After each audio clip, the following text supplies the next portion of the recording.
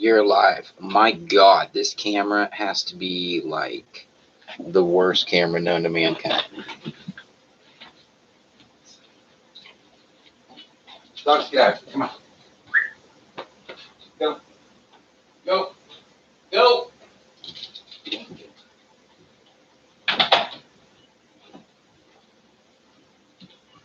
Let's make it a low light. That's too low light. Nobody's gonna be able to see shit.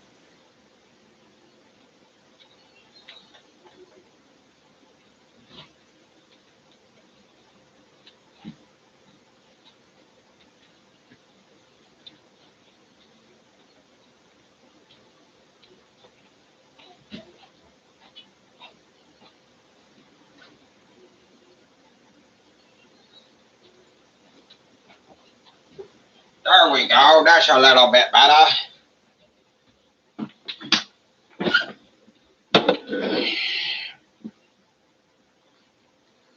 I don't know. It's kind of cool using a camera from 15 years ago. You kind of get a sense of what technology has done since then. Can you imagine shooting porn or something in this quality? Like back in the day and shit? That'd be funny as hell. Like you just like jerk it off to porn. It's like, God damn it, it's so pixely.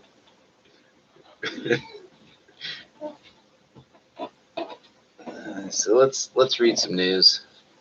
Let's see what the fuck is happening out there. Let's see how much the world's gone to shit.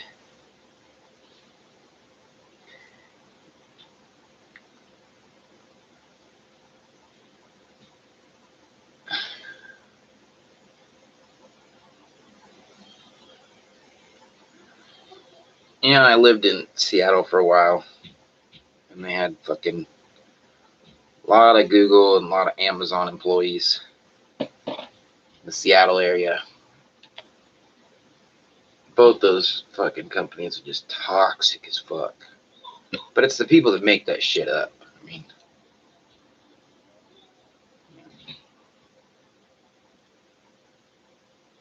internal and external criticism over the past several years on a variety of issues, from lacking diversity in its workforce to its work in China.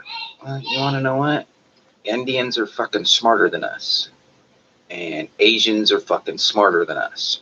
So yeah, you go in there, and there's not a lot of Hispanics, and there's not a lot of blacks, because they don't go to college to get the same educations. So, you know, I got an issue with this whole social diversity bullshit anyways. You know, obviously from my perspective, it feels like racism towards white people. You know, everybody's allowed to say black pride, Asian pride, Mexican pride, whatever.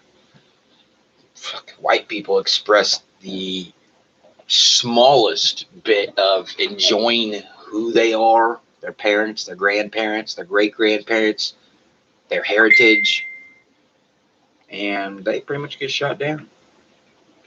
It's a cruel double-edged sword. Cool. Kayla just won a free go-kart ticket from her work. So we're going go-karting.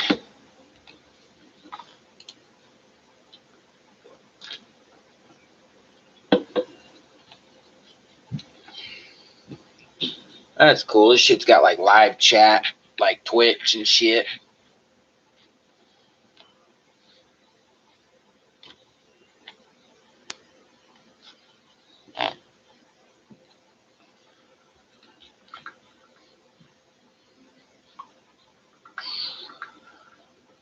Killing it.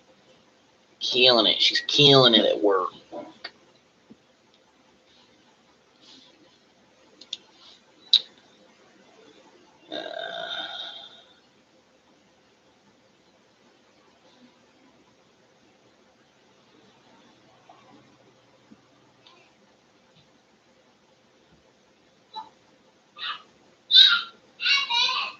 Damn, dude, you need a What is with paying these? What is with companies trying to protect their assets so diligently? Like they just put so much effort into it that you're gonna pay a motherfucker $90 million in an exit package after being accused of coercing a coworker to perform oral sex.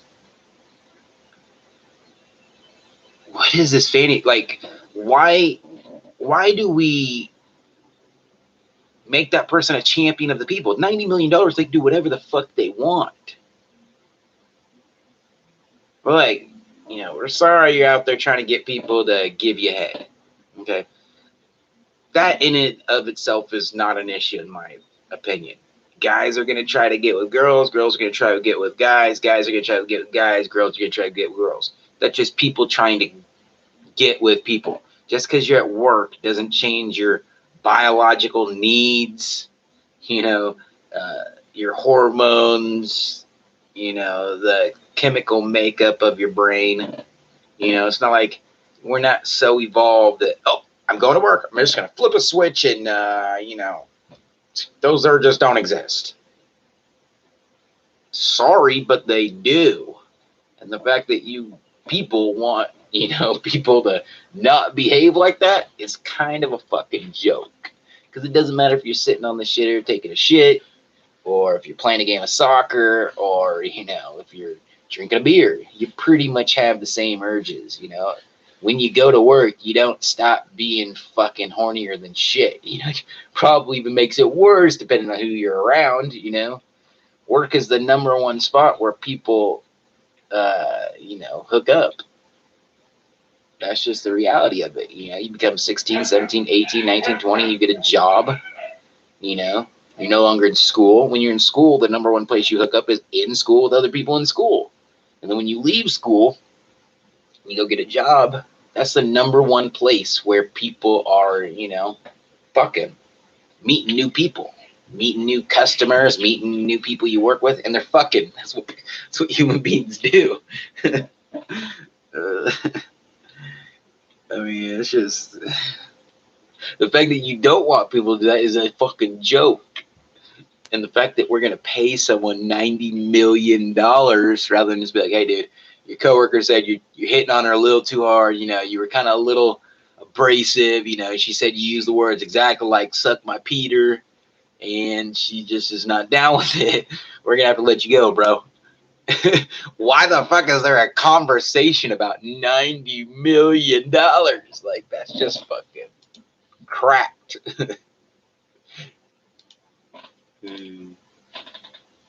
I can't wait till the first person comes in here and they're like, what the fuck is up with your camera? And I gotta be like, dude, I pulled this out of my closet. Like, I'm not big into streaming or making movies or anything like that. Like, I just think it's kind of funny. I don't subscribe to any streamer. I don't donate to anybody.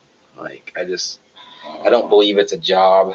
I know it does take effort and time, but not that much effort, Whenever you're sitting on your ass, that's not that much effort, no matter what you're doing. I mean, the President of the United States sits on his ass and signs a piece of paper. It's not that much work. The dude who's digging ditches and laying power lines and plumbing, that motherfucker is working.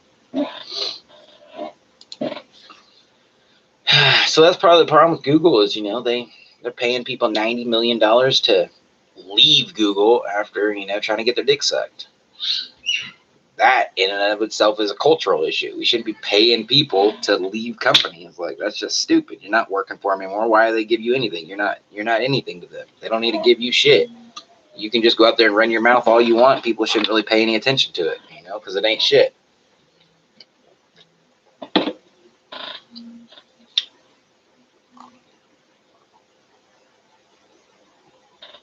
Happy to, and then there's a sign down the article. People out there with their signs and shit. Happy to quit for $90 million. No sexual harassment required. That's what I'm saying. Like, why? You don't need to pay somebody money to leave a company. That's stupid. Let's go to the comments. See what the comments say. Why is anyone still using Google? Because, web crawlers versus, whatever else. Google is superior. Really, it really is. And they have hundreds of millions of people using it. Because this is a good one. Diversity of the mind, not skin. Exactly. I should be able to go in there in a bad attitude, in a bad mood, not liking anybody, but do my work, be productive, be part of a team, and then go home at the end of the day and collect my check at the end of the week. Okay, not everybody's going to think like that. Not everybody's going to think like I do. But you know what? They wouldn't hire me because, one, I'm white, and they're not looking for white people with different opinions. They're looking for, like black people essentially, or Hispanics. I mean, they have a lot of Asians and Indians and white people. That's what Google is primarily made up of. I'm sure in the warehouses and shit, you'd probably see more, diversity. Let's keep reading some comments. The problem is that new technology isn't spontaneously created by quote unquote diversity. Either qualified people do the work or not. I agree. Bringing in black people just because they're black but have no education or the wrong college education doesn't make any sense. Bringing in Muslims that don't speak English in the Seattle area, at least, that's my experience. Bringing in the Muslims that speak very, very little English, it's hard to integrate them. It's hard to use their ideas because they have a hard time even conveying the ideas. So, but just bringing in, we need 25% Hispanics. Well, you know what? That's not going to create good technology. It's going to create bad technology. You want to bring in the most qualified. You don't want to bring in people based upon skin color. That's just goofiness. It's stupid. It's a stupid way to run a company. And in my opinion, it'd probably be a way to fail a company. Google's getting to the point where they're kind of like Hillary. They're too big to fail. They're too big to jail. They're too big to put people in jail. They're too big. There's too many tens of thousands of workers, hundreds of thousands of workers, maybe. I don't know what their statistics are, but there's a lot of people and nobody's going to jail. Nobody's, they're a big entity, and money rules all. Another reason to let the West Coast drop off into the ocean. Nobody will miss it. Hey, people don't got any fucking real problem with Seattle or Washington mostly. I mean, I'm not digging Amazon coming in and buying up Seattle, by any means. But, the fucking talks of California wanting to secede. That's stupid. It's like, honestly, fucking stupid. But, I mean, if the fault line opened up and, 1/3 of the country fell off in the ocean and 1/3 of the country was, liberal fucking whack jobs, they might not be missed that much. And the country might be in a better spot. Because you notice how, like, only, like, California and New York and maybe a few other major cities are on this, like, progressive, liberal, like, whack job shit. Like, that's one reason why I moved out of Seattle. Seattle was becoming too fucking crazy. Like, curriculum in elementary schools at the 3rd grade level. Your kid's like 9, 8, 9, and they are actively promoting and conversing with your kids, putting ideas in their head that, oh, you might be transgender. You might be gay. Look, man, my 8-year-old does not need to think about being gay. And somebody in the school system does not need to teach them that they might be transgender. Like, that's That's not education. That's propaganda. You know, you say that enough, and a kid whose mind is still developing tends to start believing it. You know, if you call a woman fat enough, they start to believe it. You don't need to tell an 8, 9, 10-year-old that, well, you may like the same sex, and that's okay.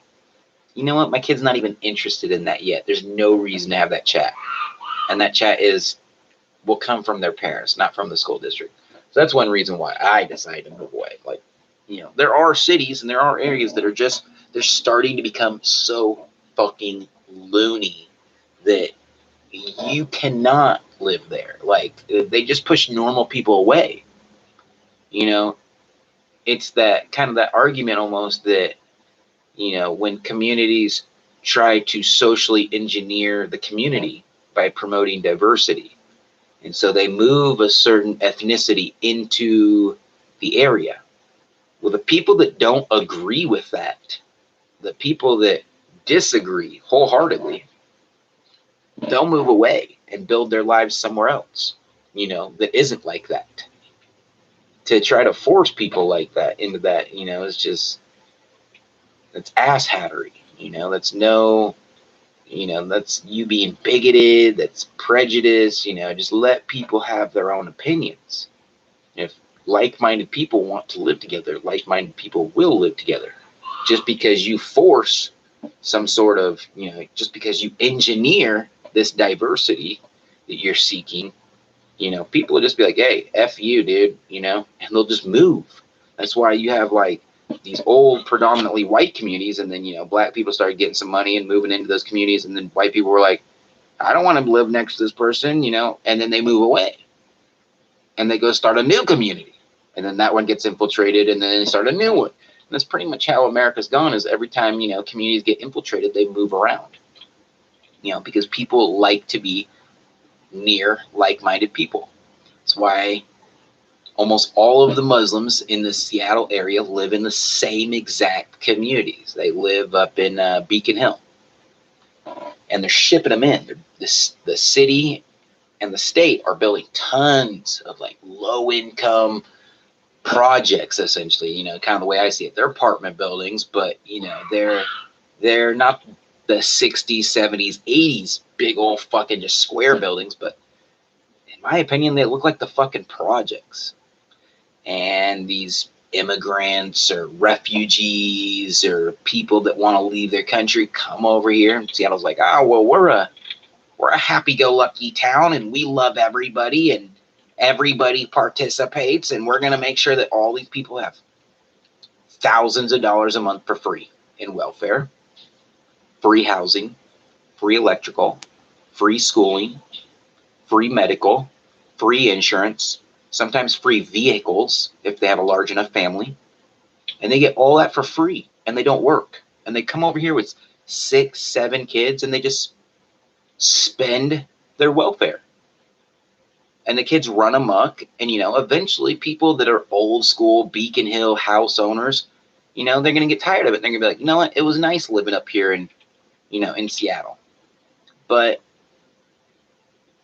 it's run its course, because you can only pull in so many people who disagree with you or have it. You know, most people in the area would say, I work for what I have, and I don't have much.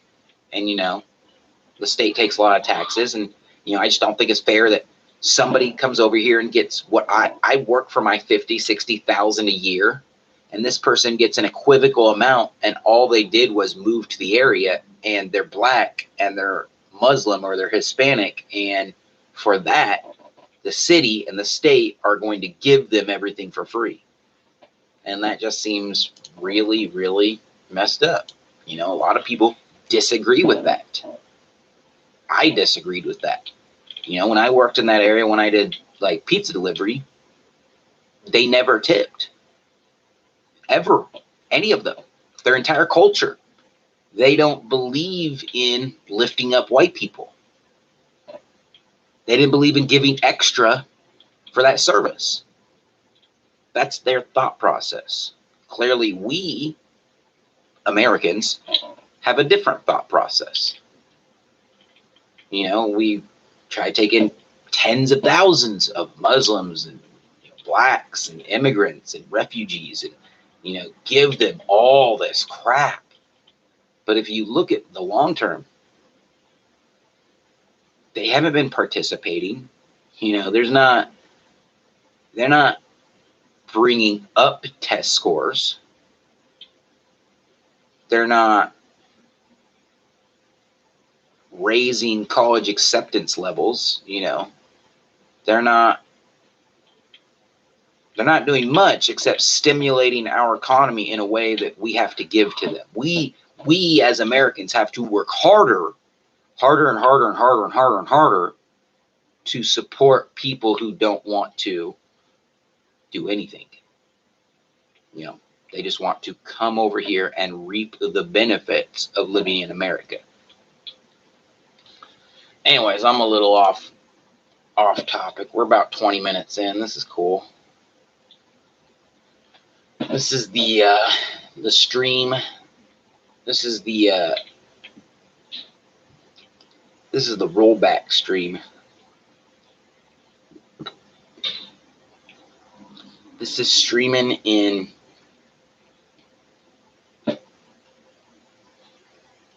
like 1991 quality. This is almost 30-year-old camera, and this is the quality. What's funny is every time you see a robbery picture, like from a security camera, doesn't it always look like it's this quality? Like even this is pretty good. Like this is what you'd get if I moved around. That's what they always get. Why do they always have 30-year-old cameras? Makes no fucking sense. I'm gonna grab my pen real quick. Where's my pen? Oh, it's on the other side of it.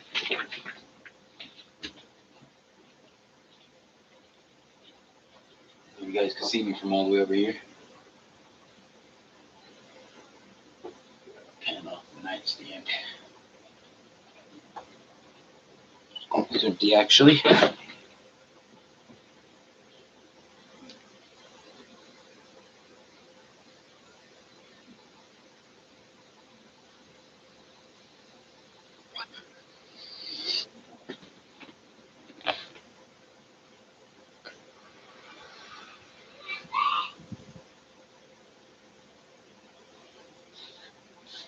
Let's read some more news.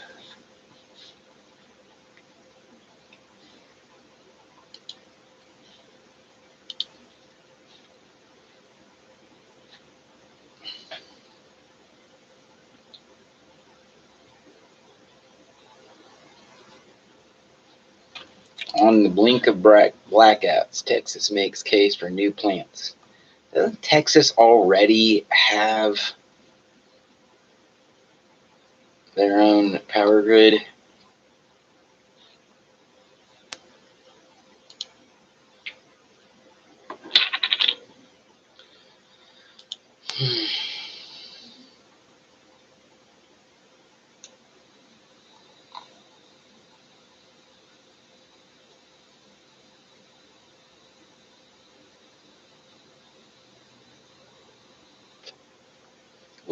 Lonzo Ball's Lonzo Ball's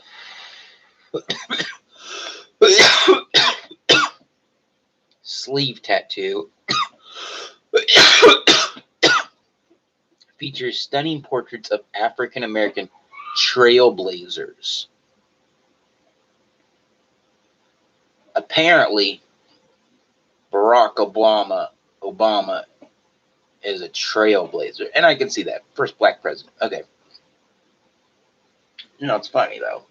Is after his presidency, or even during it, I heard him called an Uncle Tom from so many black people. Black people are like, yeah, he's black, but he's not black enough, and he behaves like a white man. I was like, oh, so he acts civil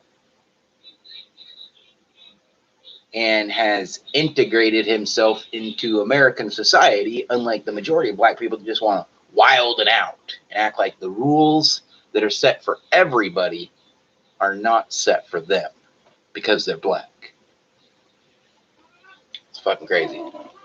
Let's see what he's got. It features portraits of civil rights leaders Martin Luther King Jr., Malcolm X, and the 44th President of the United States, Barack Obama. Harriet Tubman, Rosa Parks, and Jackie Robinson.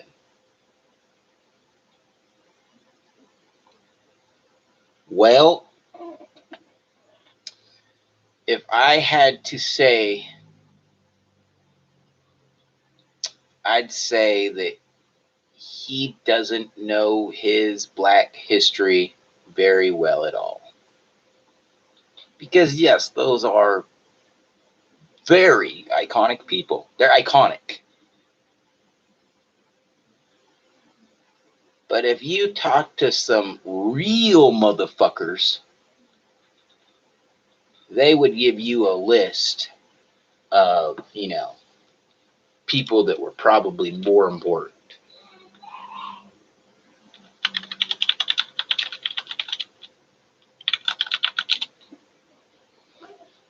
Those are just the iconic ones.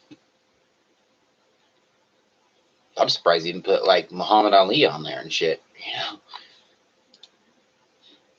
Like Michael Jackson. Michael Jackson not black enough for him. He was pretty iconic. But he wanted to be white. See, that's the problem. What happens if Obama turns white? And does he get to strike him off? It's interesting too. African American trailblazers, like there wasn't any white American, Euro American trailblazers for black people. Is that what he's trying to say? That other ethnicities' contributions to his ethnicity doesn't matter. Interesting how that works.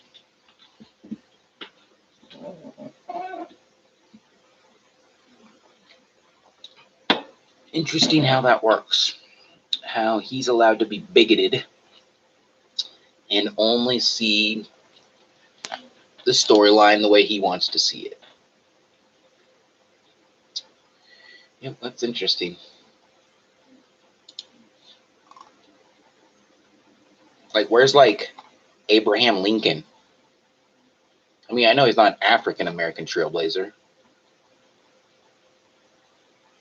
but he did more for black people in America than any black person in America has ever done for black people, including this list of Jackie Robinson, Rosa Parks. Yeah, Harriet Tubman did do a fucking lot. I might take that back. Harriet Tubman probably did more than anybody on this list. That bitch was doing work. Real work. Not sitting on her ass at a desk like I was saying before. So, what did Barack do for black people? I don't think he did anything for black people. I think he did a lot for Arab nations, certain Arab nations. But I don't think he did very much for the black people in America. I don't think he did very much for the white people in America, too. I think between him and Hillary, I think they kind of sold us out in major ways to some of these Arab nations. Definitely some leadership that I don't agree with and would have done it different, if I was consulted, but who am I? I'm just another human being. I've got an opinion like anybody else, but what is it worth?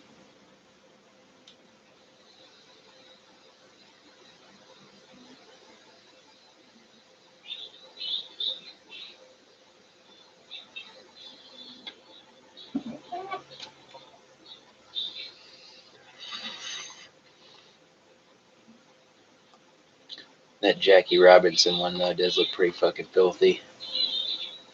It actually looks really good. Whoever did the artwork did a really good job. Whoever the tattoo artist was. And we're 30 minutes in, and we have not even had one person. I'm live on YouTube, people. I'm live. And honestly, haven't had one person stop in and be like, what's up, dude? Listen to me for a minute, engage. Like, YouTube is popular, but the way that you gain popularity literally on a social media platform is to already have a very large following of people basically in real life. Cousins, brothers, sisters, dad, mom, fucking 9,000 friends that you actually know locally. When you get that, it's easy to blow up. It's easy to blow up yourself and market yourself. I'm a very solitude person. I have like my best friend I hang out with, a couple other friends, my girlfriend, my kids. I don't fuck around like with huge amounts of people. I don't go to clubs. I don't go to bars. I like to keep my circle little, keep it more intimate, keep it more real, not fake and all that shit. Let's read some more news.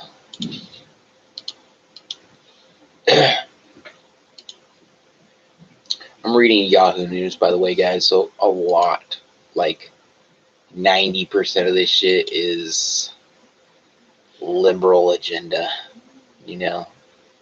not conservative at all. It's very, very, very biased. You have to recognize that. I just, some of these articles, poorly written. Like, I read stuff from, Affiliated Press or, Huffington, where these writers are like,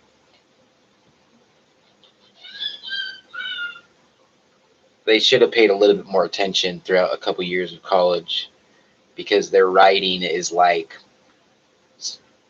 of a smart middle schooler, that level, early high school, like well enough that you can understand it, but still challenging enough that you can't quite pick up on their points unless they're so bad at writing that their points are just like blatantly obvious and they can't get over that point. Like, the first paragraph might be like a snippet of the news, and then after that it's just an entire opinion piece, like fucking 19 paragraphs that all pretty much say the same fucking thing. So just keep that in mind as I read this shit. I love the sponsored news from fucking these big ass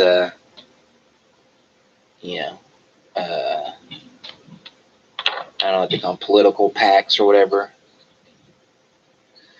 This is a turnoutpac.org, turnout PAC, turnout PAC, turnout. So, their job is to rile people up and get them to the polls. That's their job. That's literally their job, is to rile people up and get them to the polls. Crazy fucking job. I've seen it in action. Like, half of Seattle is built on these campaigns that are all nonprofit. 901, I think it's 901c nonprofit. They're all fucking nonprofits. Supposedly, no one's making money. They got them for fucking everything. Campaigns for politicians, campaigns for solar, campaigns for anti-abortion, campaigns for abortion. It goes both ways. But they got all of these. They're just people that don't even fucking work, and they sit on their ass and beg for free shit all day long. Like, I worked as a printer, and that's what they'd beg for the most, is printing. They need to get their word out. Unfortunately, we're sellouts and have no ethics and morals, so we would just print for anybody. It's a fucking joke the way our country is run, people. It is literally a fucking joke. These people that don't work at all, they sit at a desk and they create these PACs, these non-profit organizations, that their only job is to rile people up and get them to the polls. And then they go places and beg for things from people. Like, they beg for money. They beg for printing from printers so that they can get their message out, so that they can rile people up, so they can get people to the polls, so that they can repeat it. And it's just a fucking vicious cycle, and it never stops. It never stops. There can always be a new candidate. We can always go more progressive or more conservative. Like it'll never stop, literally, until, well, what you're seeing now. People are picking up guns because they have a difference of opinions and they feel powerless, and they go out and they just kill random people. And then you find some fucking manifesto that's, fucking a whack job book, probably a piece of paper written by a fucking middle school education person, why they did what they did. It's fucking crazy. So yeah, let's click this. It's a sponsored. So this is what it is. So keep in mind what I just said. This is the title for it. Official Barack Obama Legacy Survey. Okay, so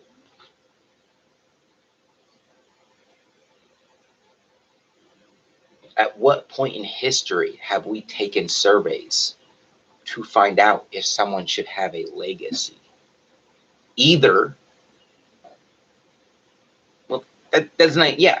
So the way legacy works is you are just known for what you have done. On paper, through written, pieces, and through your actions. Obama is going to be known for giving huge sums of money to Arab nations. He's going to be known, for taking pictures with Muslim Brotherhood people. I don't know who they are. I don't know what they're fighting for. That's not my religion. I have a Quran. And I've read some of it even. But I don't know these extremists or these politicians or these people in their religions. But he wasn't supporting Christians. And so, that's mostly what this country is. They have a part of this country called the Bible Belt. Now, the news agencies like to call it the Rust Belt.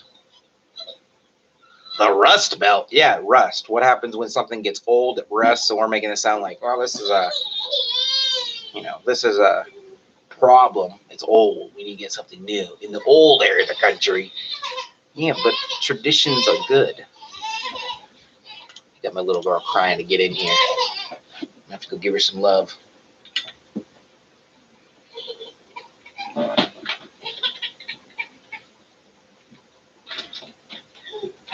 Big girl. Give daddy some love. You can give daddy some love. You come give daddy some love. Oh, my big girl. You see yourself?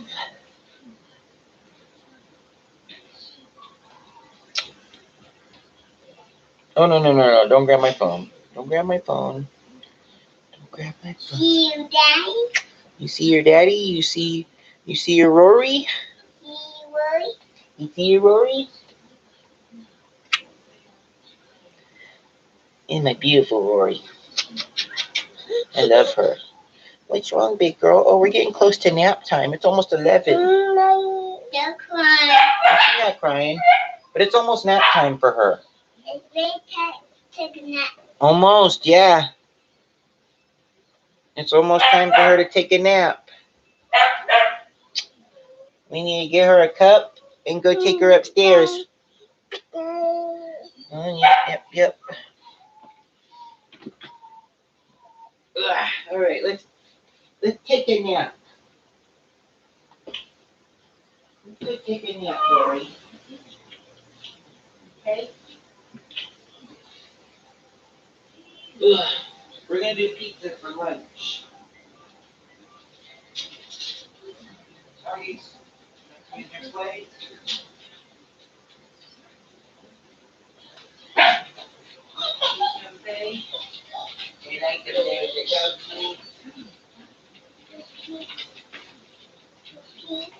pee?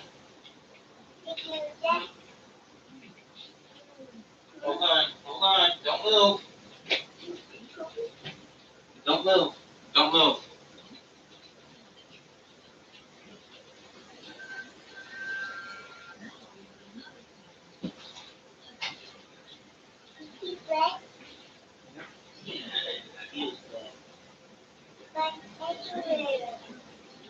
Get your butt.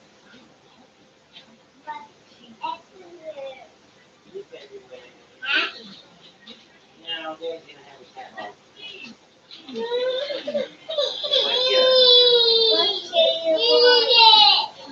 Come on, let me wipe you up. Rory, get the chili up in your butt. Rory, what are you doing? You put a new diaper on you, Zelda.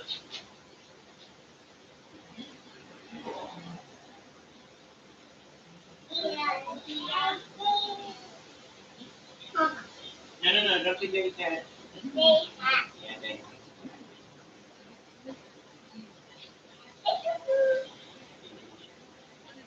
I'm gonna get you guys some cups, okay?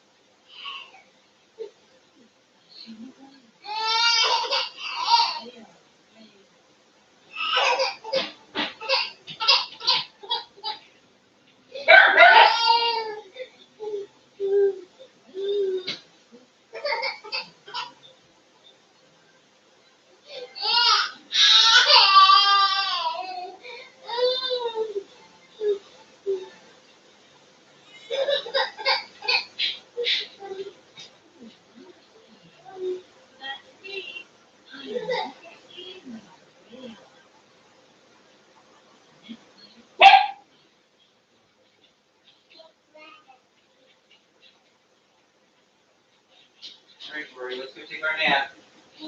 Give your Rory a kiss. You want to go upstairs? Come on, Rory. Hey, you don't climb over that. Rory, just put your cup, Rory. What the heck? What the heck? What'd you do with your cup, Rory?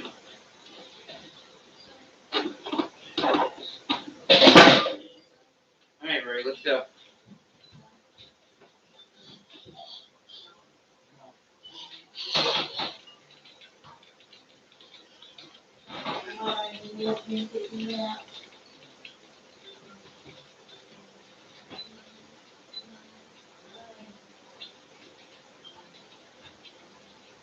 All right, go. Let's go give your sister a kiss. She's gonna take her nap.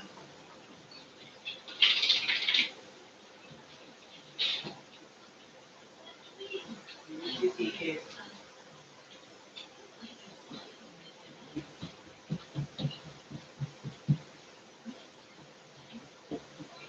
All right, sister's gonna shut your door.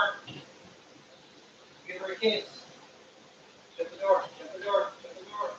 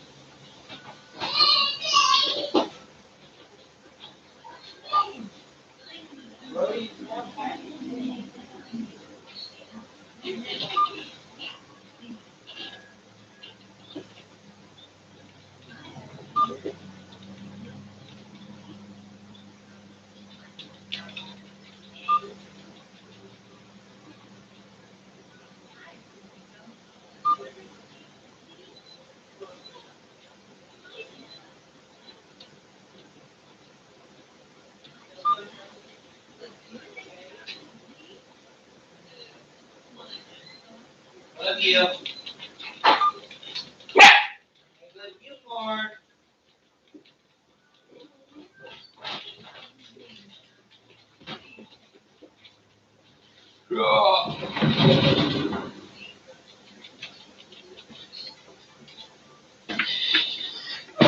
Damn, still nobody?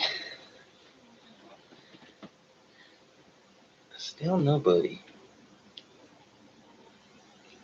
Shut up.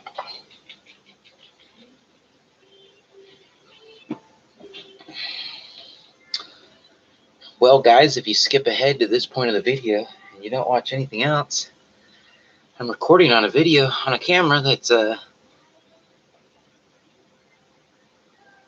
Logitech from almost 30 years ago. It's crazy. Anyways, let's read some more news. See what's up.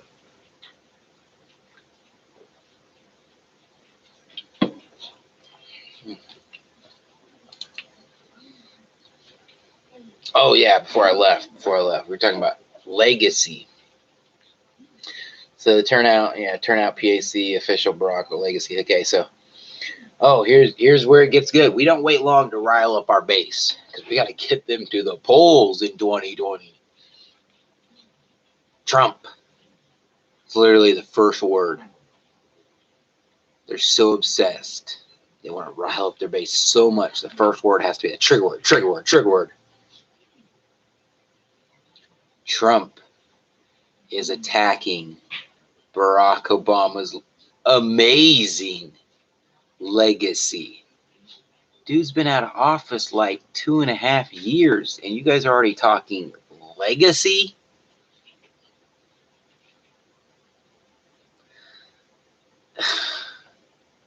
The dude's like on a yacht fucking getting his tan on. Like, he's not even dead.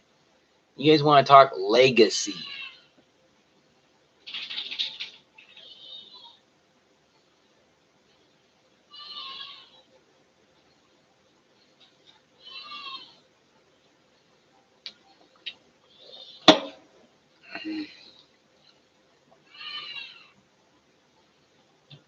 Trump is attacking Barack Obama's amazing legacy every chance he gets.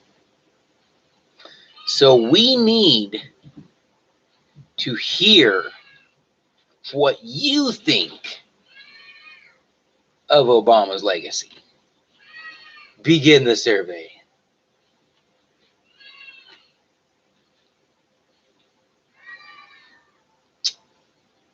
So this is top of it says Progressive Turnout Project. And if we scroll down, paid for by Progressive Turnout Project and not authorized by any candidate or candidates committee. What about the parties committee? Yeah, I mean, you guys see it as a left-right 50-50 split, and like if it teeters this way, goes that way, like what about the people that are party committee people? It doesn't have to be by a individual candidate or candidates committee. It could simply be by the regular party people. That's crazy. Contact. Is there contact information? Oh, they're based out of Illinois. Or, yeah. What can we do for you? Stop spamming your liberal agenda bullshit with bullshit.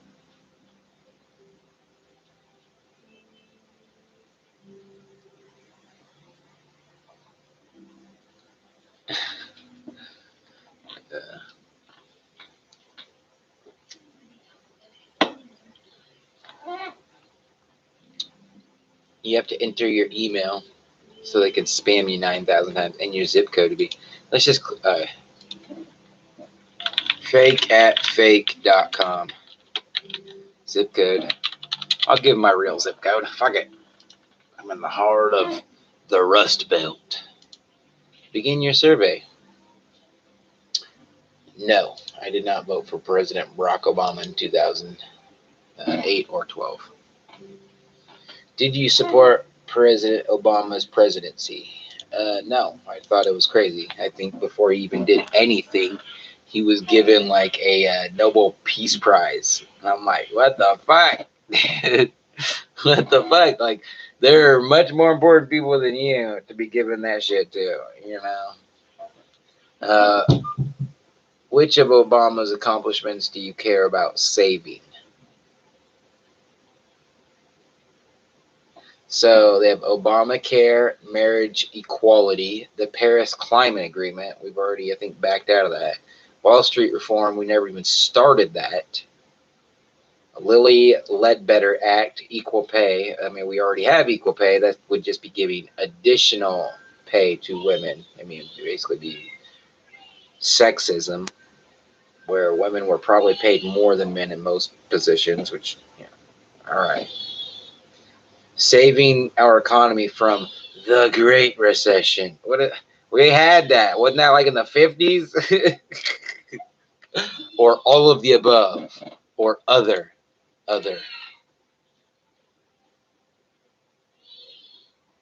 I mean, they only give you answers that they want to hear. What type of survey is this? You're not going to get any relative information.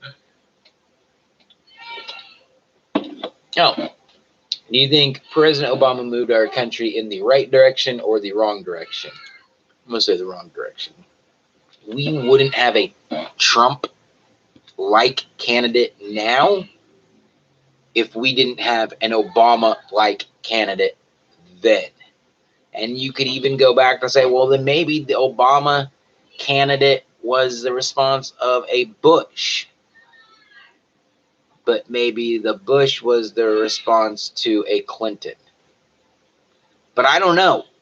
It's been pretty fucked up for a long time. And Democrats and Republicans keep getting worse as individuals. Like they're not becoming better people. And they are the ones that are moving the country in a very wrong position. You know, I think it's that Churchill, winning at any means or some shit.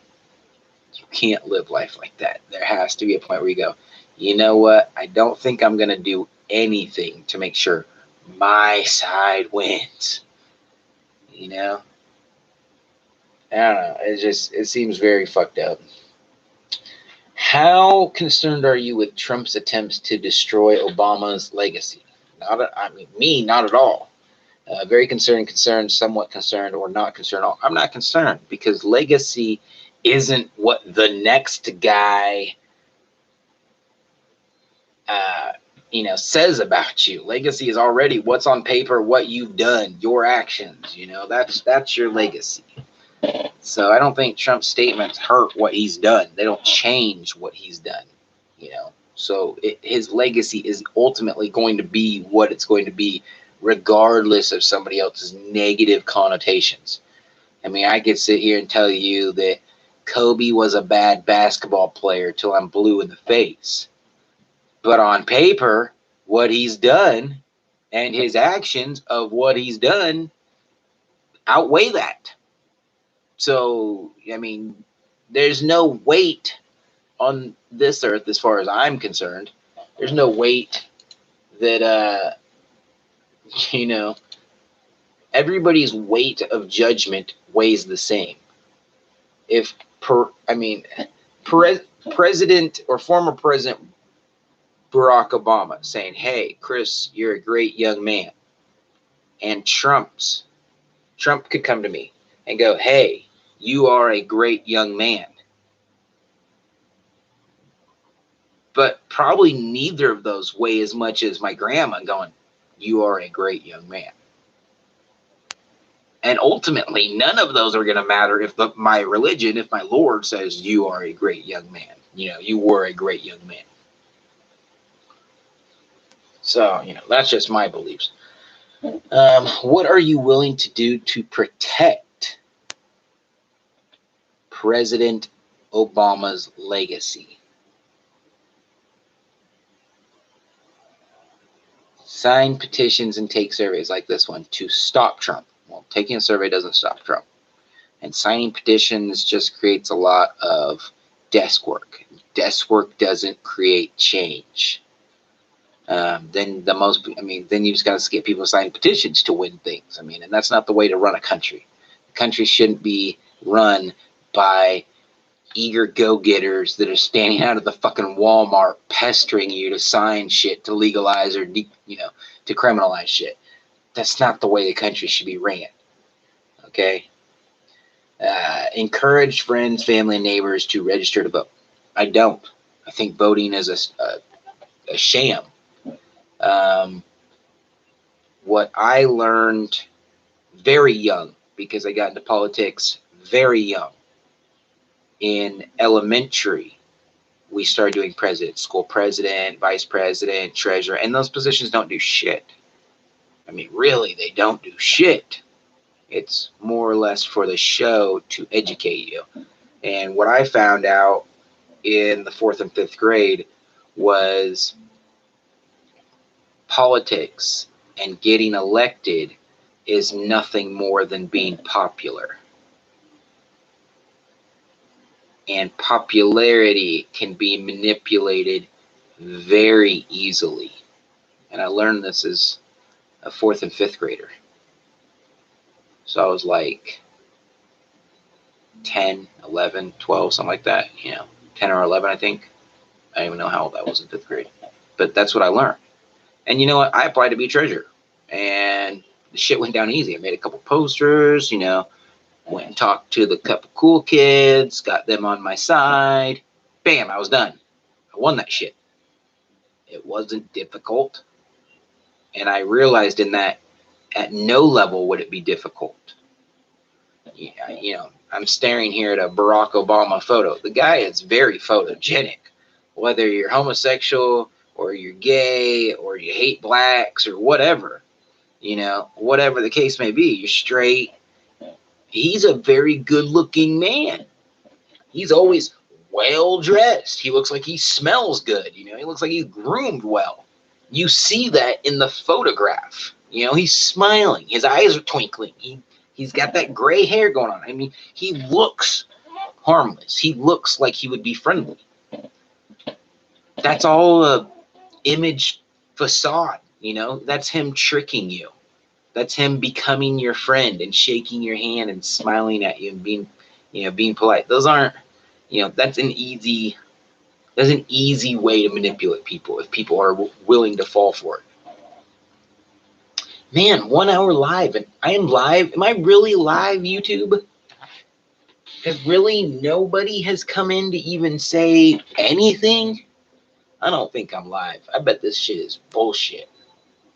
You telling me that at any given time there's like 10 million people on YouTube and not one of them has been scrolling through videos and been like, this guy's 0 views. Let's see what the fuck he's talking about. That's crazy.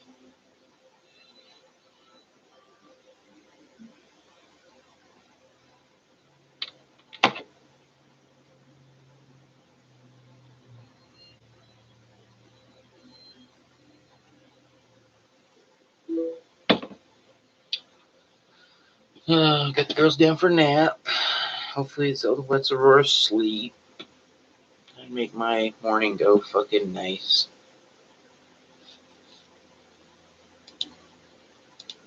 So let's continue my survey. What are you willing to protect? What are you willing to do to protect President Obama's legacy?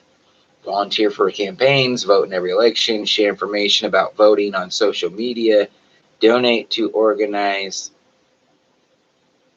No, they don't even give me an answer that I want to give them. That's how fake this survey is.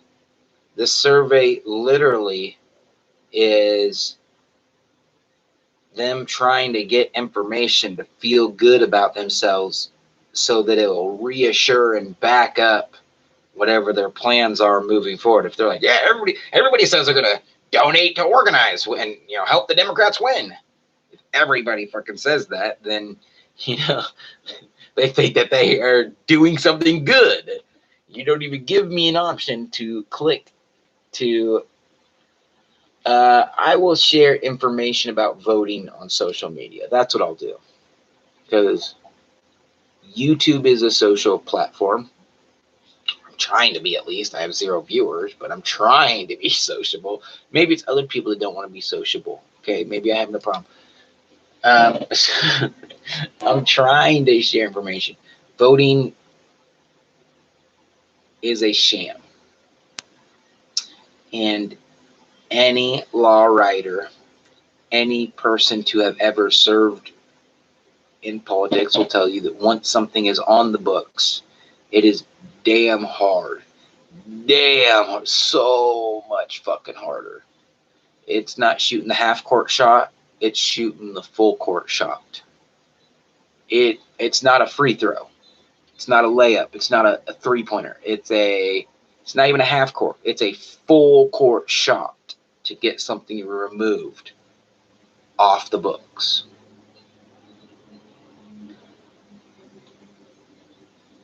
That's why I don't think you should vote. I don't think voting is the way to make positive change in society, because voting just entails getting people on your side, whether they lie to you or tell you the truth makes no difference. The only purpose is to buy as many votes as possible. So we elect fraudulent leaders, quote unquote. Politicians used to be revered men. I don't know if that's the right word. Probably is. They used to be highly respected. They used to be prominent people, and they used to do good for the people around them. Nowadays, that's not the case. Nowadays, you have very, very few of those in government.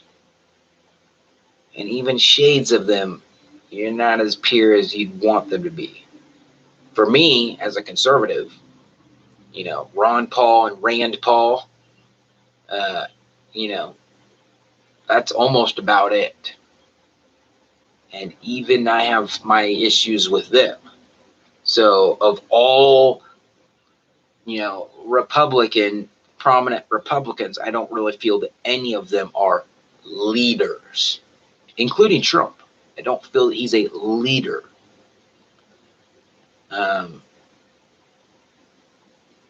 There's another gal. I think she fought in Iraq a couple times.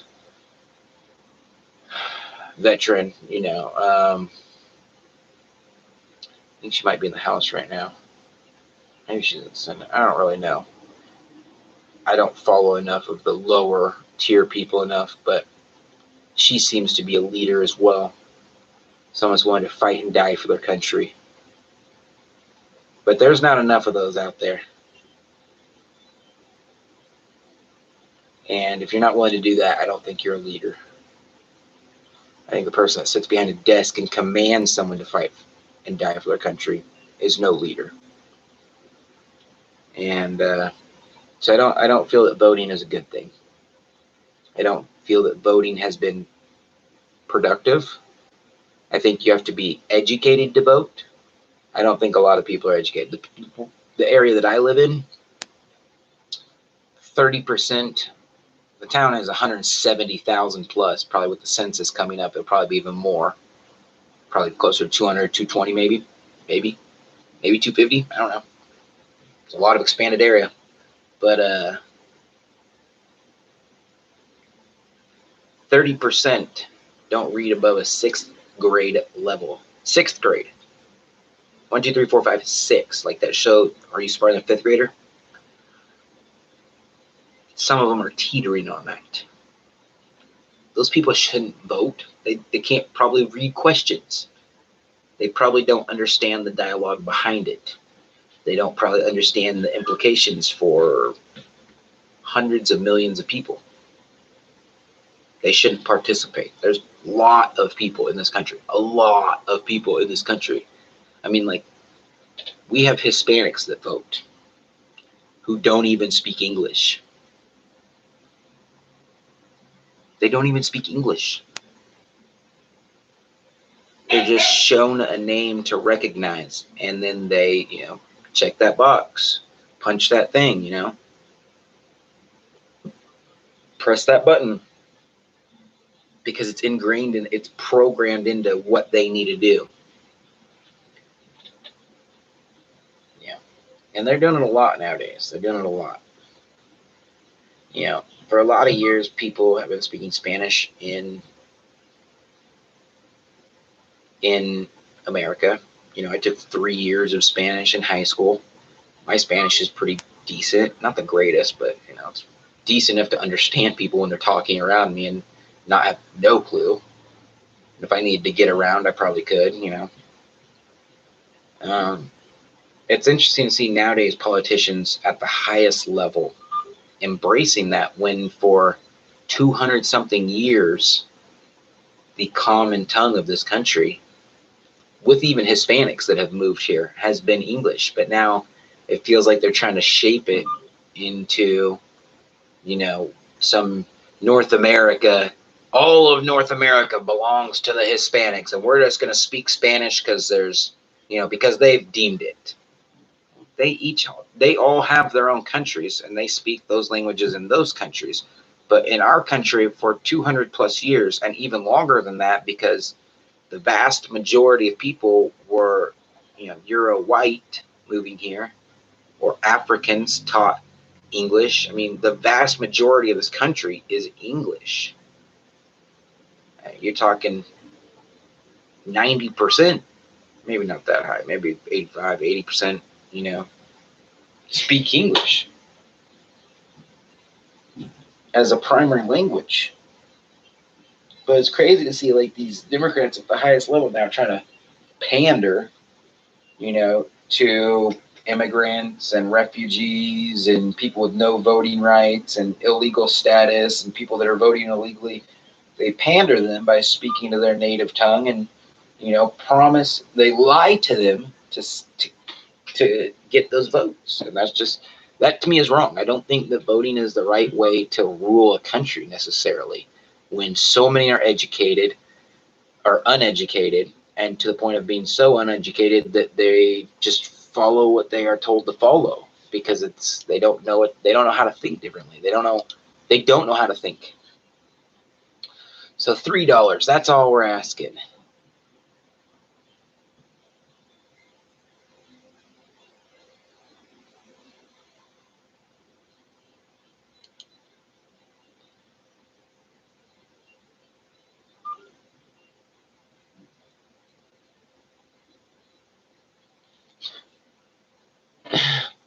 So at the end of the survey, they're actually asking for money. And that's funny. The nonprofits always structure it like this. Oh, we're just looking for a moment of your time today to ask you for money. So $3. That's all we're asking for. Here's why. Trump will do and say anything to stay in office. That's all politicians everywhere. There is literally zero exception. Like I said, there are very few people I stand by, and even those people I stand by, I still have problems with their characters and even some of their issues.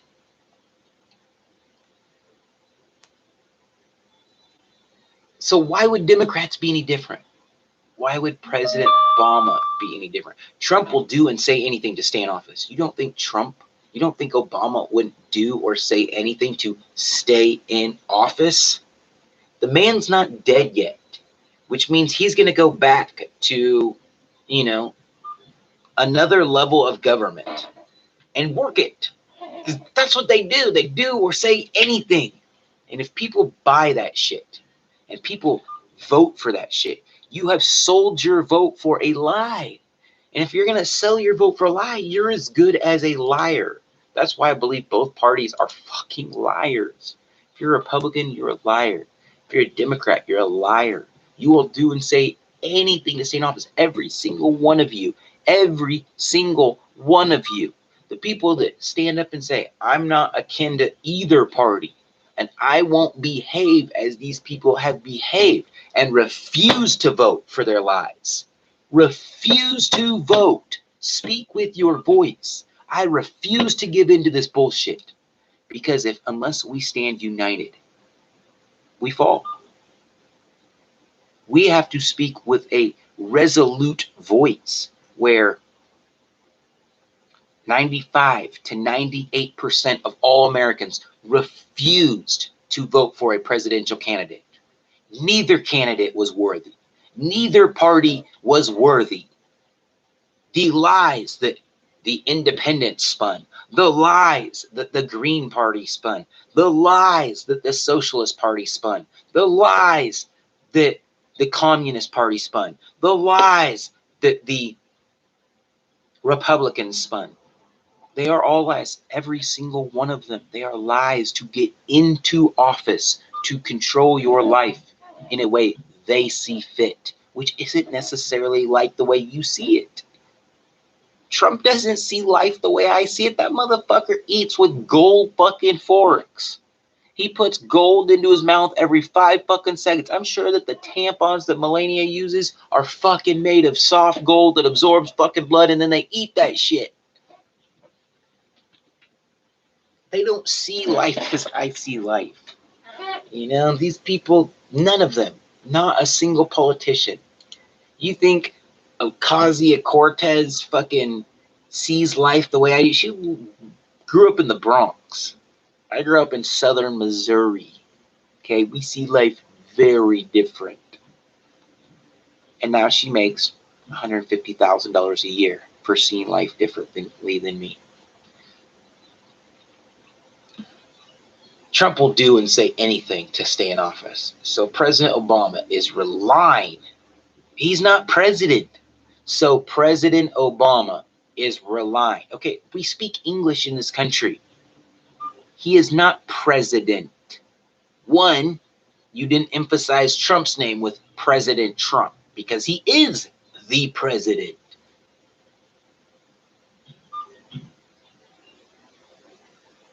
But you will emphasize President Obama when it should formally be known as former President Obama.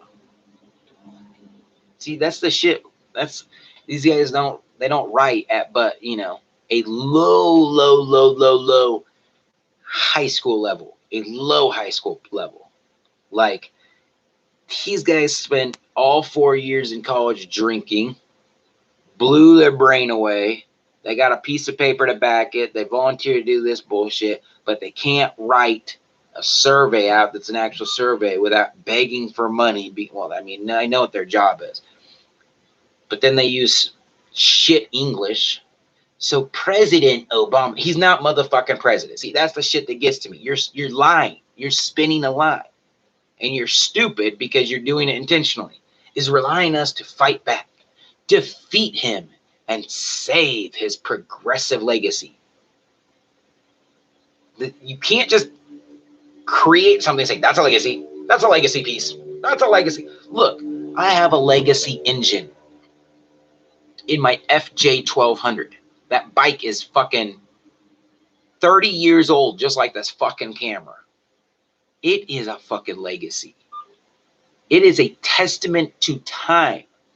President Obama's been out of office for 2.5 years. My bike has been around for 30 years. Which do you think has the greater legacy? My motorcycle has a greater legacy than President Obama has at this point. Let it stew for a few years and see what happens. But you can't just say, yep, serve that time. That's a legacy. That's a legacy. That's a legacy. You'll never see anything like it again. His legacy reigns supreme. And then just never touch it because it's part of the legacy. That's what I'm saying. Once shit is on the books, once his legacy was on the books, it is going to be impossible to get it off the books. That shit will be written about in history books for a long, long time. Your legacy speaks for itself. It does not need volunteers with the Progressive Turnout Project, not authorized by any candidate or candidates committee, to fucking tell you what his legacy was. So, doubtful that the code in this has something that updates this. But this just says, with just hours until our huge fundraising deadline,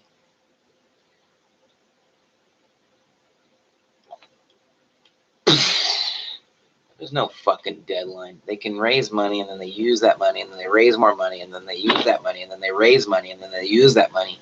It's a never-ending fucking cycle. It's like the deadline for the government to shut down. It doesn't actually exist. It just is it's a trigger word that makes you feel like you need to do it now. We still need to raise $1,903. That's just typed in there casually like some fucking, the rest of the text questions. There's nothing that updates it, there's no, dating fundraiser, thing. It's a sham. It's a lie. This thing's been at $1,903 for the entire fucking time I've been doing this survey. And if I hit refresh and reloaded the survey, it would be the same fucking amount because it is a lie. And people fall for this shit. They can't even see through it. These Democrats like, oh, we gotta do this. Here, let me just plug my credit card in. And people wonder why the fuck they're getting scammed and identity stolen. It's because shit like this is making the world a worse place. This shouldn't even exist in a real culture. It is meaningless. The people who back this are retarded. Worse than retarded. I have people who have brain problems in my family, and these people act like worse than that, as if they had no brain. If you still care about President Obama, please donate $3 to destroy Republicans and protect his legacy right now. Yes, I'll chip in $3 today to protect Obama's legacy. The next option down, yes, I'll chip in $15 today. The next one, yes, I'll chip in $25 today. The next one, yes, I'll chip in $50 today to protect Obama's legacy. And the final one, yes, but I'll chip in even more today to protect Obama's legacy. And then there's something down, doesn't have a box, but it says not Timothy Vital. Click here. I wonder what that is.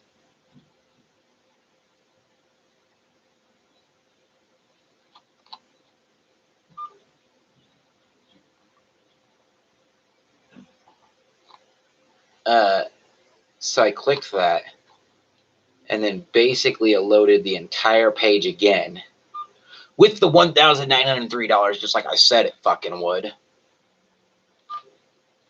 So let me fill this out. No, I didn't vote for him. Did you support him? No. Other, because I don't want to care about saving anything of him. I think he moved us in the wrong decision. I'm not concerned at all. I will share information about voting and how it's fraudulent. And yes, I'll chip in even more today to protect Obama's legacy. And I'll do fake@fake.com. Submit my survey. Thank you for your response. Thank you for your response today. We need real progressives to donate to elect a wave of Democrats next year. Will you chip in? So now they're asking me twice in a row if I will donate. I don't even know what the fuck this means, but under that it says 350% match active. 350%? Whew! That's a large number. That's 3.5 times of whatever 100% of this is. And if 100% of it is everybody who took this fucking survey, well, I don't know how they're making up these invisible fucking people, but they did. 189% of Democrats are donating. Good thing I'm not a fucking idiot Democrat. And how is there 189% of them? If all of them were donating, that would be 100%. But 100% doesn't seem like it's high enough. So we got to do higher than 189. Or one higher than 100. We got to do 189. Fucking joke. Who the fuck writes this shit? Who the fuck writes this shit?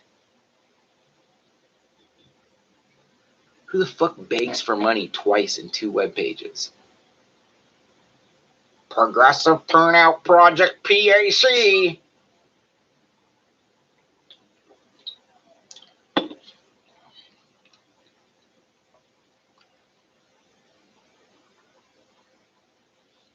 See, now this website is apparently different than the last website. The Turnout Project is the name of it, I guess. The other one had a different. See, this one's paid for by ActBlue, actblue.com, and not authorized by a candidate or candidates committee. Well, this is the second fucking group who is siding with the Democrats. That's pretty much how I see it. So you can have 9,000 committees, and as long as they don't officially say we're backing this candidate, which they do, it makes it okay. This is Kermit the Frog bringing you politics in America. It's a fucking joke, people. It's a fucking joke. It's as much of a... Every time I go back and see this fucking camera, man, I love it. I see this camera and I see this digitalized pixation of just... Bleh. I fucking love it. It's crazy. It's now we've been active for 1 hour and 25 minutes, and I have not had one person. How many people are active on YouTube at any given time?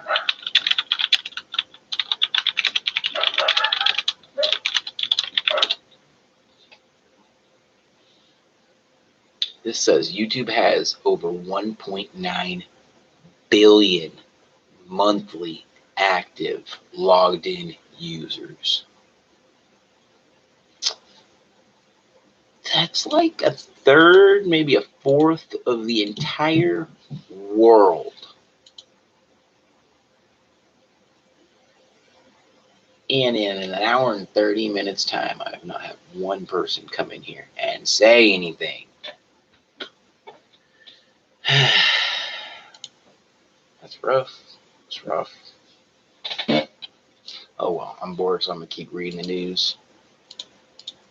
Actually, let's go to actblue.com. Let's see what that website's about. ActBlue.com is a payment website to basically take your money. All right. Let's go back to reading some news. Let's go back to where we stopped at. Oh, did it reload? Oh, yes, it did. Just go down here again. Jeffrey Epstein, shrieking and yelling heard from the cell on day of alleged sex trafficker's death. That's usually what happens when you hang yourself. You know, make a lot of noise.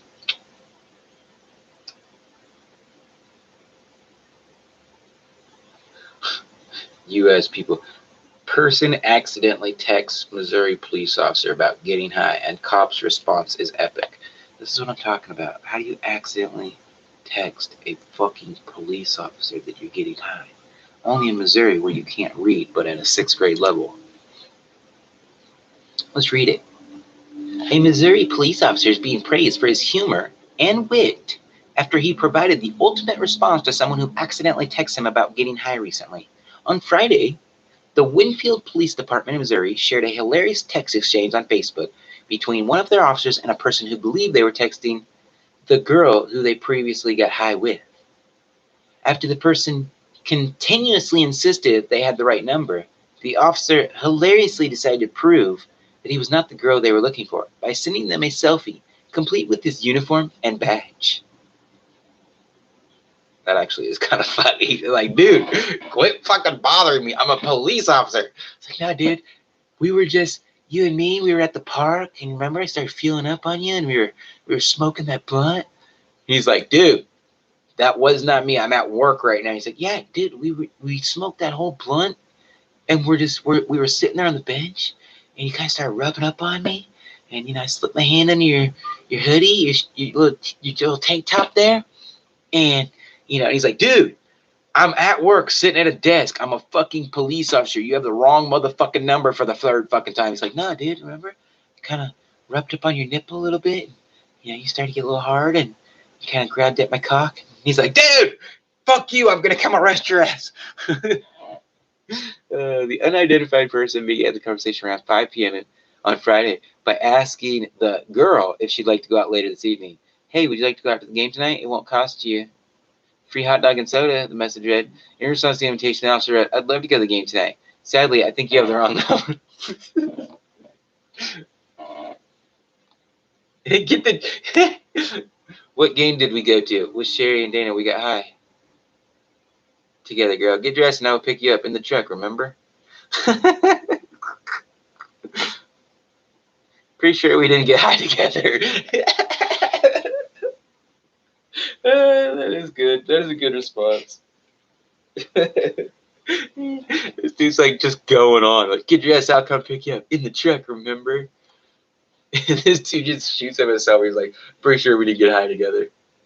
That's fucking funny.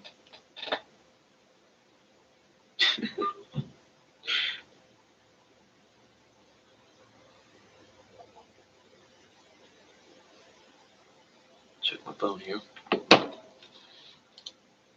Not even one person. Chris Roberson, say something.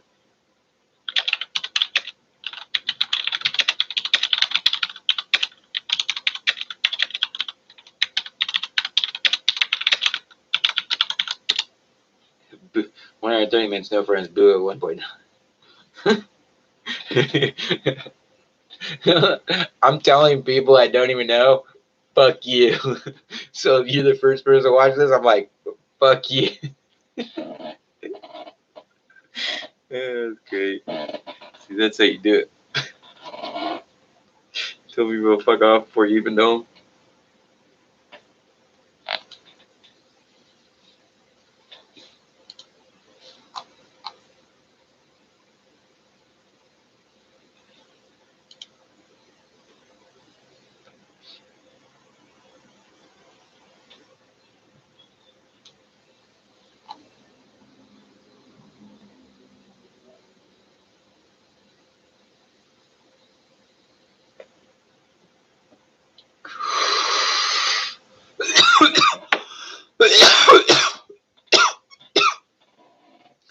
Jeffrey Epstein accuser Jennifer Arias sues his estate and Ghislaine Maxwell. Is Ghislaine the she was the handler, I guess. But you know what you're getting into. This dude already gave you thousands of dollars when you were a young girl.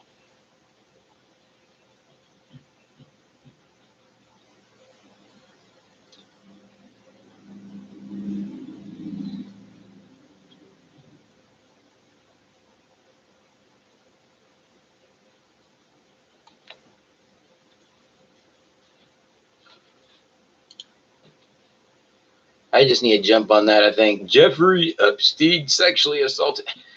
I plan to sue his estate just because he had fucking money and you want to chunk that money. You don't give a shit that you fucking took your pants off for cash. You knew what you were doing when you were a kid. Hell, when I was the age of like fucking 6, if someone tried to pull that shit with me, I would have known better. The age of fucking like 9, I had some dude fucking try to spank me. He wasn't my dad, and I fucking waited for him to walk away, and then I grabbed a baseball bat and cracked him over the back, broke his back. Like, kids know better. I mean, this dude wasn't into like little girls. He was into like 12, 13, 14-year-olds, 11, 10-year-olds. Fucking dude, my sister would have fucking laid him out at fucking 10. These girls were like, hey, we'll give you a cell phone. We'll make sure your parents' rent is paid. Here's $2,000 cash. And they're like, oh, that's more money than my parents have ever had in my entire life. This is life-changing. They knew what the fuck they were doing. Shit, I wish I would have let someone fucking sexually molest me for money. If Jeffrey Epstein was like, Chris, I want to suck your 10-year-old penis, I'd have been like, $5,000, motherfucker. Actually, yeah, that's what I would have said as a kid. Nowadays, I know. Nowadays, I would have been like, $20,000, you pedophile motherfucker. But these girls knew what the fuck they were doing. And if you don't know what the fuck you're doing at that point in life, like, why the fuck would we give you money now? Like, that just doesn't seem very responsible. Like, if you didn't know what the fuck you were doing then, why the fuck would we give you money Now, that makes no fucking sense. If you were stupid as fucking shit then, you're probably still stupid as shit now. There's no reason for you to have money. Money's not going to make it better. Money doesn't change the past. You know, if you want change, go out there and fight for change. But if you want just fucking, you just know he was worth money. If he was some poor motherfucker out there, you know, having sex with kids, you know, which is a lot harder to do, so I hear. You know, it's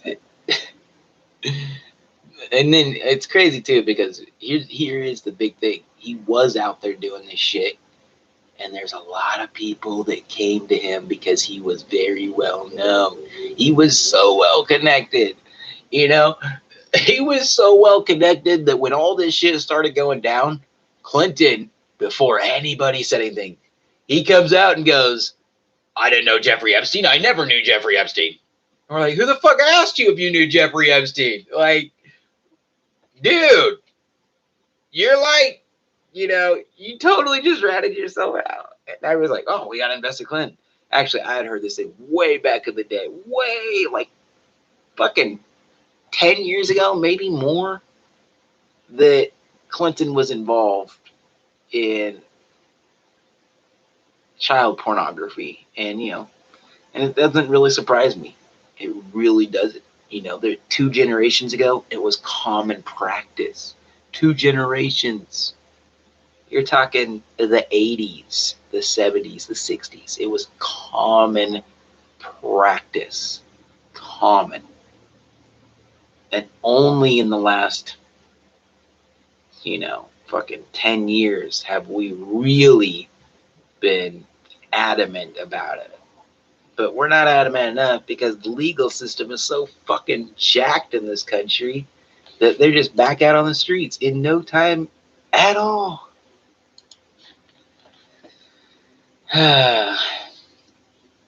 San Francisco approves historic ban of e-cigarette sales, a first for major U.S. cities. It's because motherfuckers are walking into places.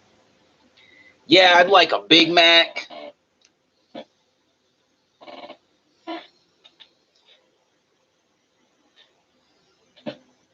And then just rip it in your face.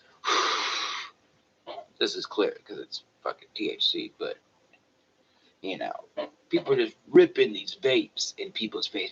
Well, it's water vapor, man. You can't get mad at me. It's not smoke. Bitch, I don't want to smell like your fucking tutti fruity fucking, you know, shit. I don't want to smell like I suck dick. You want to smell like you suck dick. I don't want to smell like I suck dick. So don't blow your shit on me, motherfucker.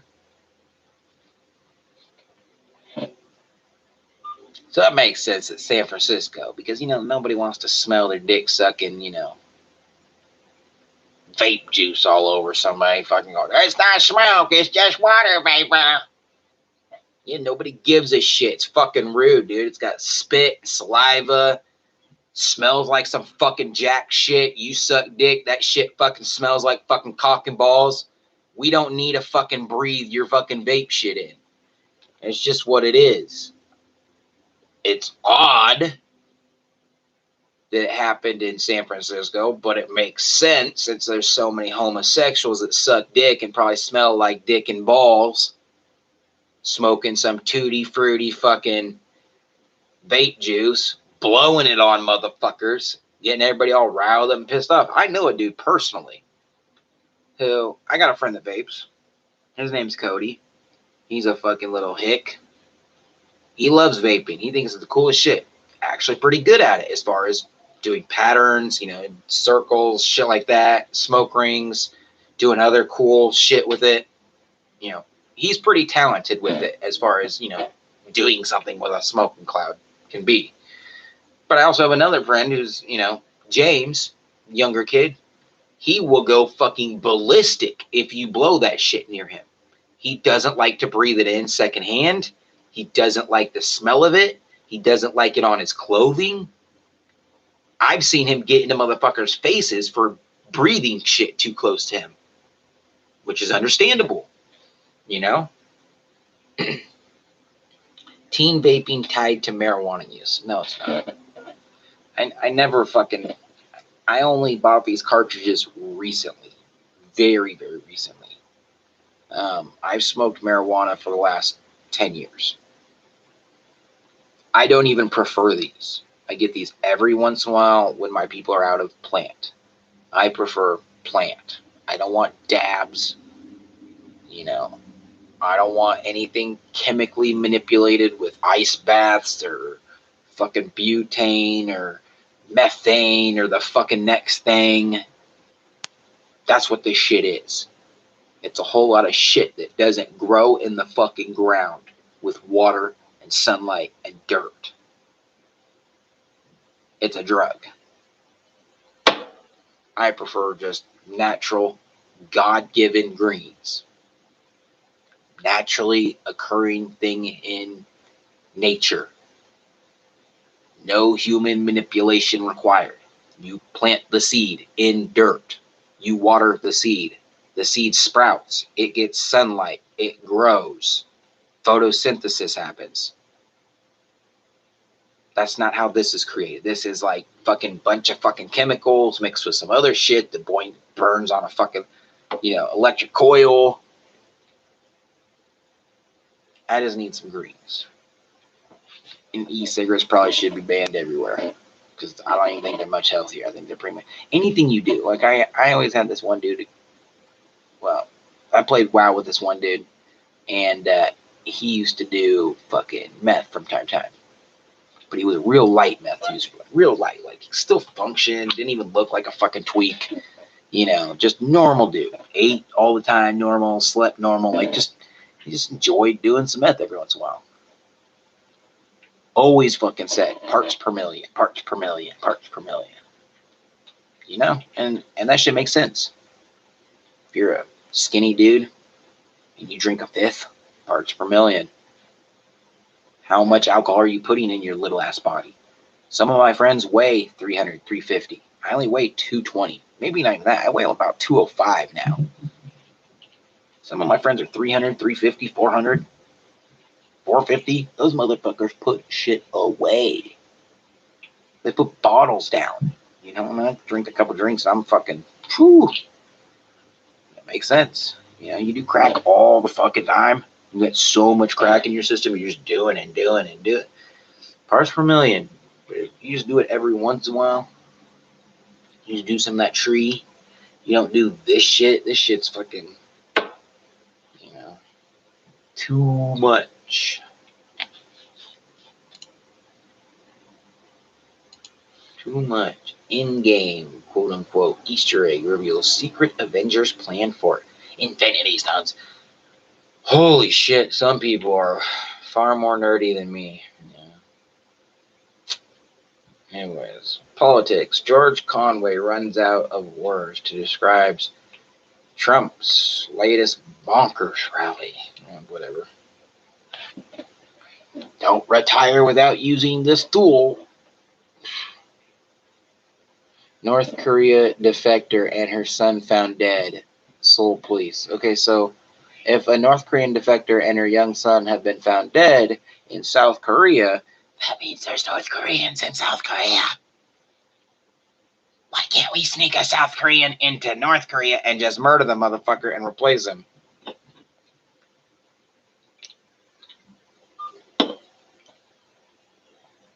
Miley Cyrus reportedly struggled with Liam Hemsworth's secret party and dark moods. What do you have, a 50 Shades of Grey fucking room? Or the dude just got depressed because he's super young, super rich, and doesn't know what the fuck to do with his life, and he's married to you, Miley Cyrus. That's probably more like it, motherfucking cunt. Satellite photos appear to show Chinese APCs near Hong Kong. Satellite photos show what appear to be armored personnel carriers and other vehicles belonging to Chinese paramilitary People's Armed Police parked in a sports complex. 6. Interesting. Maybe they're getting ready to round up a bunch of people and ship them off to the labor camps, where you will never hear from them again, but they make that country go. Like all those precious metals and shit. This is a sponsored one from Raging Bull. California man makes $2.8 million trading from home. It's doable. Put enough time and effort into learning how to do it. Kyle Dennis was $80 grand in debt when he decided to invest every penny in his name in the stock market. That sounds like some bullshit. And maybe one person on this entire planet did it. Maybe even a half dozen people. But not everybody's going to fucking do it. And you probably had a lot of luck on your side. That's why I say some people could do it, but not everybody's going to be able to do it, because it's more luck than anything else. It's more luck than skill. And people that are selling it as skill, are fucking bullshitters.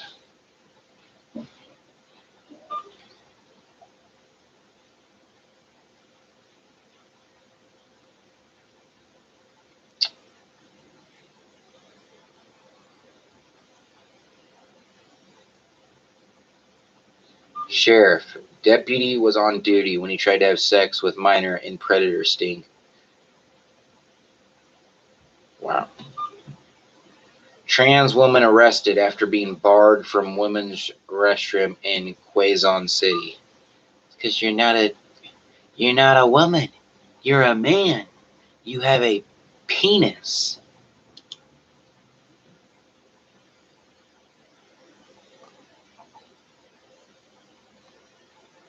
A transgender woman was arrested yesterday after she was stopped from using the women's restroom at a well-known mall in Quezon City. Where the fuck is Quezon City? Where the fuck is Quezon City out of?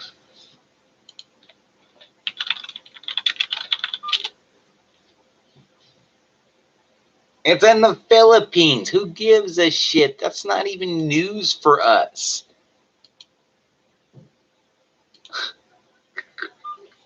Well, is this sponsored? This is U.S. news. Coconuts Manila, Coconuts Manila. I don't even know what Coconuts Manila is.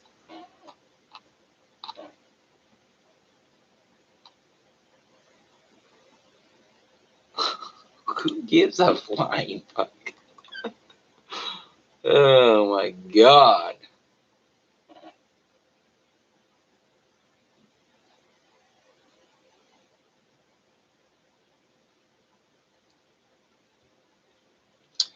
What is this new footage shows Dayton police stopping shooter? I'm more than willing to have Donald Trump come visit if he's willing to do something. If not, he's not welcome here. If not, he's not welcome here. On a day when Latinx communities across the country are afraid that they may be next. Today of all days, then go back. If you don't want to be here, racism that has defined his administration. It's not racism.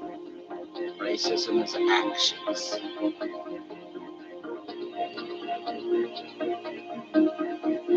We are not welcoming this president. He's not welcome because he's part of the problem. He said some horrible things about many different people.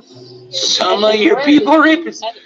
Some of our people are rapists. That's just the cold, hard facts. It hurts me so much to realize that feeling this trauma is completely directly linked to the words that our president spews.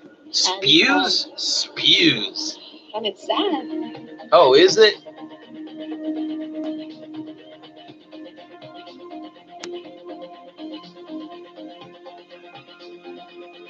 I think he heard me.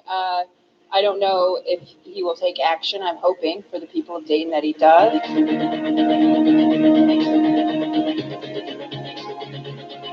The NDR said, well, I don't know if it was appropriate for the president to be, et cetera, the same old line. They're very dishonest people. Yeah, I mean, the guy's going out of his way. He's getting out from behind the desk to go to these communities and saying, you know, I am just America, here to tell the federal you level that I'm stands with ready you. to And these people are stand like, with we you fear as that we it's say his no fault. to hate, no to bigotry, no to racism, and No yes, to hate, no to bigotry. Look, I've known plenty of Hispanics that actually come from Mexico. Not deep south, but Mexico. Mexicans, Hispanics, you know, they are bigoted. Most Hispanics are taught that black people are evil creatures.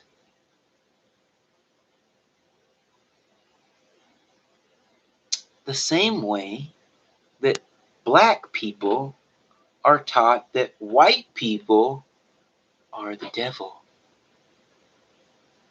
And black people primarily prefer their own black people. And Hispanics primarily prefer their own. And Asian people of all different denominations generally prefer their own denomination. And yet it is okay for everyone else to be bigoted. Hispanics don't like blacks, blacks don't like whites, Asians don't like whites or blacks or Hispanics really. Some Pacific Islanders don't like mainlanders. North side Mexicans don't like South side Mexicans. Deep Hispanics down in South America don't like fucking North side fucking Mexicans.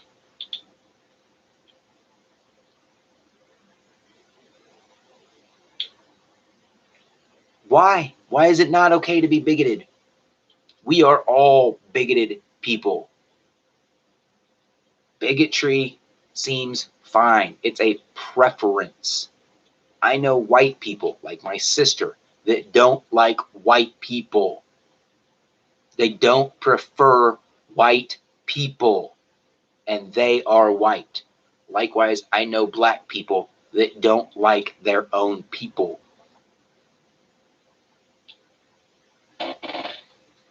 Bigotry is just fine in my book. No to racism. What is racism? Racism is the actions behind it.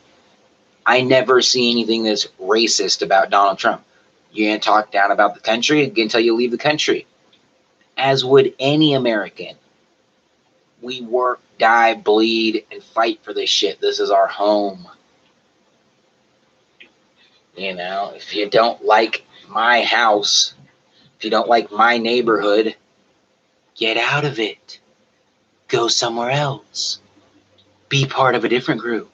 If you want to be socialist and work capitalist, then go to a socialist country and live in a socialist country. Don't transform the country that we love into, you know, what you want it to be. We do love it says, as we say no to hate.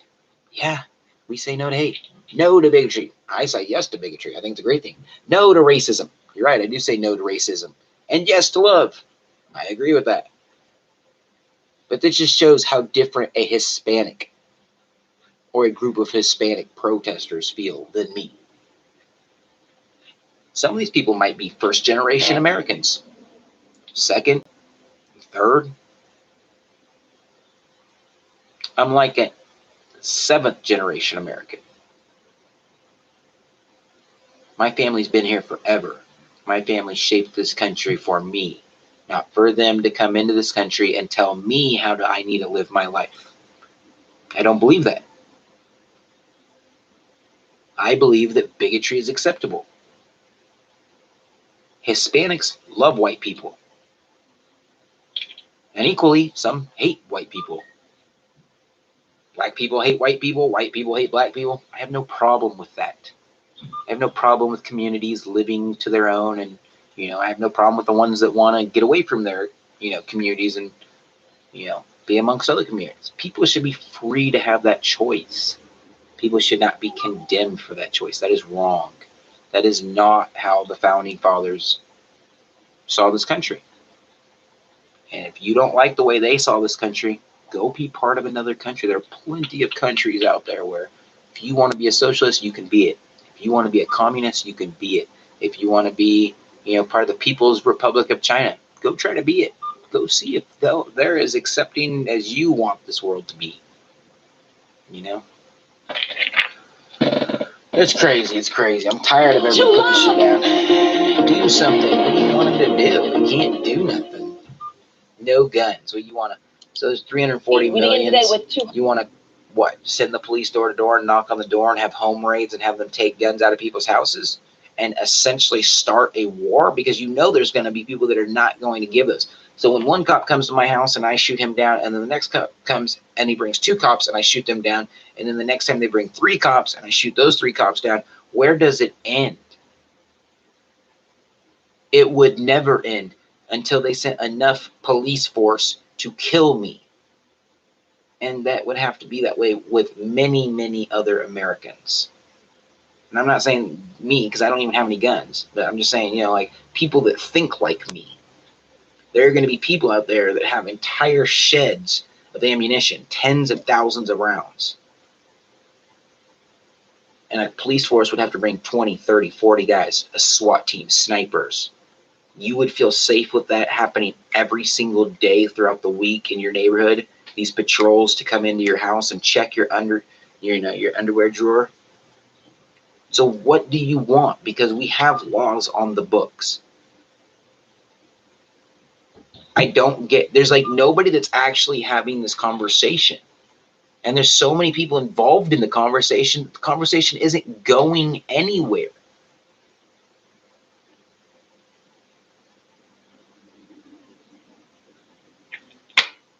Yeah. Maybe. This could be an idea for everybody. Maybe we have periods. Maybe we vote on this idea. We don't just enact it, but we have periods of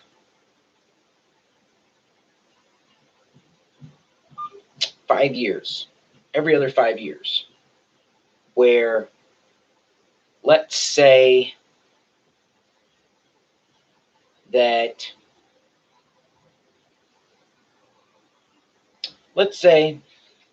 there's a 2-phase thing, guns and ammunition. Because the reason why I'd put this together is because I'd want to see, I'd need some research, because that's something we don't have. So what if I said every 5 years we could only sell guns and no ammunition was legally allowed to be sold in the country? And see what happens with everything. Just see what the climate does. And then for 5 years, we don't sell guns. We only sell ammunition. And see what the climate does. And then maybe for 5 years, don't sell either. And see what the climate does. There's got to be something new that happens. Because to say, well, we need extended background checks. And we need universal background checks. We have those, people. We have those. Every time you buy an item, it goes to a federal database that you're trying to buy that item. Well, there's loopholes. You might be able to buy buy a gun from your brother who can buy legally, so he can buy that gun and then sell it to you. Or, yeah, he could. He could. And even if you make a law that says he can't, if he wants to, he still will. And therein lies the issue. That laws don't prevent people from doing what they want to do. I think I should repeat that. Laws don't prevent people, human beings, from doing what they want and choose to do. No law in the world. No law on the books. It doesn't work like that. A law or a set of laws is simply a guideline for a population to follow. But if you don't want to follow that guideline, you don't have to. And you won't. If you disagree with the speed limit, you'll speed every single day. You'll go 10 over, you'll go 5 over. You'll go, they're wrong, I'm right, and I'm going to make the choice to do what I want to do. Some of these shootings were race related. I don't want Hispanics in the country. You know what? He was going to do this. No matter what law was ever written throughout all of humanity, this person wanted and chose to do what he did, you know. That's why I don't believe in taking away freedoms. You know, I don't believe in taking away choices and freedom. You know, the more choices you have, the more free you are. The less choices you have, the less free you are. I don't have a choice to travel on a plane unless I want to choose to walk through a metal detector. Am I less or more free? I believe I am less free. I also believe I am less safe.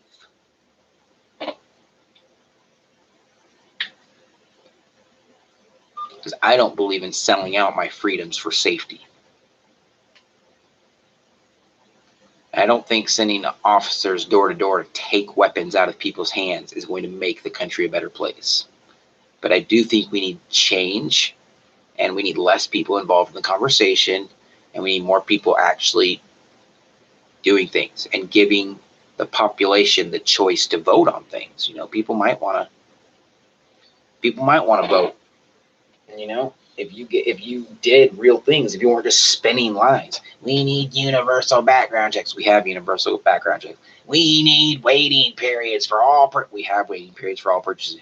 We need to hard cap ammunition sales. We have hard capped ammunition sales. We need smaller magazines. We have, you know, you guys are trying to force that upon us, and yes, we have smaller magazines now in a lot of areas. You know, we need no extra gear available whatsoever to modify these weapons. Well, the modifications on the weapons aren't what's pulling the trigger. What's pulling the trigger is a human being behind it who's choosing to make that choice. So regardless of having the modifications or not, they're still going to choose to do it. And if you take away their weapons, if you go door to door and choose to do that, then they're going to use cars, knives, you know, 2x4s, and it's going to get much more brunt trauma than just instant death. And to me, blunt trauma is a lot harder to swallow and see and live through and work with, and, you know, see the things it does to people. You know, gunshots are not that bad. Yeah, people are just dead, but to see someone's face caved in by a weapon, that's a unique experience. You may not enjoy seeing that experience. Yeah, so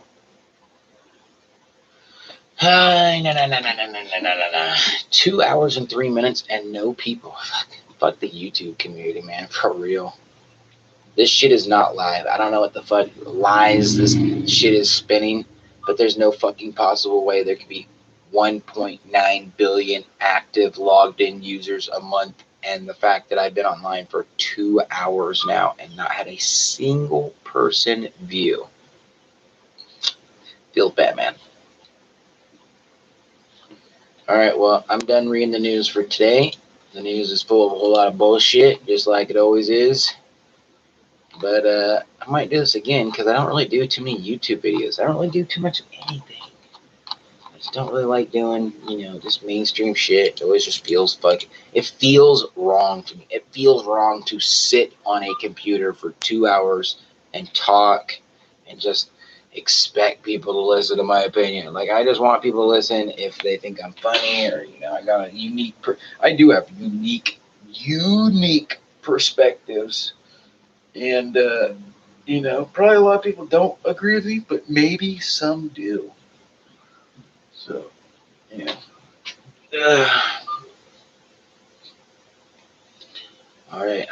end this and see if I get any views. How do I even end it? I don't even know.